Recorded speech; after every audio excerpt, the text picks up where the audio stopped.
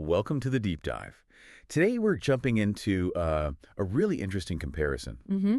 Two Linux operating systems, Zorin OS and Elementary OS. Both are aimed at beginners, actually. Right, but they come at it from, well, almost opposite directions, wouldn't you say? Totally. It's like one wants to feel just like Windows, the other is much more like macOS and its whole vibe. Exactly. And we've looked at some source material really focusing on that user experience, the philosophy behind them. Okay.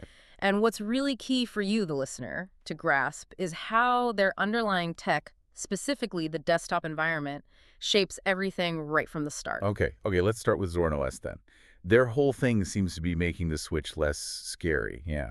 Absolutely. It uses a customized version of Genome, but it's tweaked heavily for familiarity. Familiarity meaning like Windows. Exactly like Windows. You Yeah. boot it up, and the layout, the start menu, the taskbar, it's all meant to feel comfortable if you're coming from that world. Right, lowers the barrier to entry. Precisely. And they even give you options. You can easily switch it to look more like macOS if you prefer that.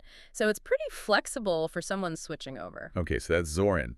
Now, Elementary OS sounds like, well, a completely different beast. Oh, it is. If Zorin is about comfort food, Elementary is like fine dining presentation. It totally ditches the Windows look. For something sleek, That's polished. it for sleek, super polished. It uses its own custom-built desktop called Pantheon. Ah, Pantheon, right. And the whole point there is consistency. Every icon, every menu, the way apps open it all follows their strict design rules. It feels very modern, very intentional, maybe even a bit minimal. Okay, so that's the core difference then. Zorin's flexible familiarity versus Elementary's focused design purity. That's a great way to put it. Zorin, being based on Ubuntu, lets you mess around a lot more. Themes, layouts, colors, you can change quite a bit. Which people like, right? Customization is a big Linux thing. It is, but Elementary kind of pushes back on that. They deliberately limit how much you can tweak it. Their view is that the curated experience is the product. They don't want you messing it up with inconsistent themes or extra menus everywhere. It's about focus, keeping it simple and clean. I see. So less clutter, fewer settings. Exactly. And that minimalism shows up in the default apps too. Zorin might give you a bit more software initially. Mm-hmm. Elementary is lighter out of the box. But, and this is important, Elementary puts a really big emphasis on privacy and security. How so? Well, their App Center, for example, uses sandboxing. Apps are kept separate from the main system and each other. That's a pretty big deal for security-conscious users. Right, sandboxing. Gotcha.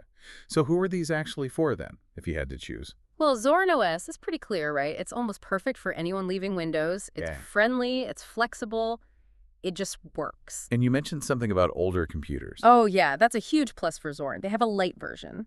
It uses a different desktop, XFCE, which is known for being incredibly lightweight. So you could actually revive an old laptop with it. Absolutely. We're talking machines that are years old, suddenly running smoothly again. It's not just a Windows clone. It's genuinely useful for giving old hardware a new lease on life. Okay, that's pretty compelling. And Elementary. Elementary is more for the user who really values that design, someone who loves the clean, Mac-like aesthetic and wants a simple desktop that just stays out of the way. You don't choose Elementary if you want to tinker endlessly. Or choose it for the experience. Exactly, for the beauty and the focus. Okay, so let's recap.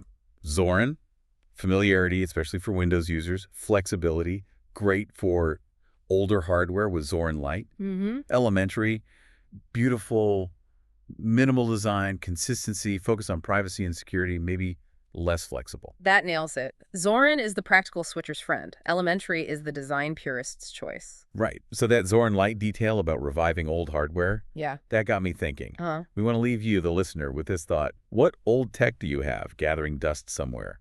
An old laptop in a closet, maybe? Yeah. Maybe it's time to dig it out and see if something like Zorin OS Lite could actually bring it back to life. Could be a fun project.